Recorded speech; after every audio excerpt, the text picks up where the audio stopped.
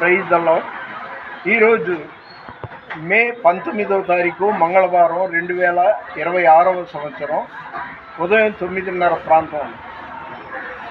దేవుని వాగ్దానం ఏంటంటే మొదటి కొరింథీయులు 10వ అధ్యాయం 31వ వచనంలో ఏమని ఉందంటే, మీరు భోజనము చేసినను పానము చేసినను మీరేమి చేసినను దేవుని మహిమ కొరకు చేయండి అని ఉంది.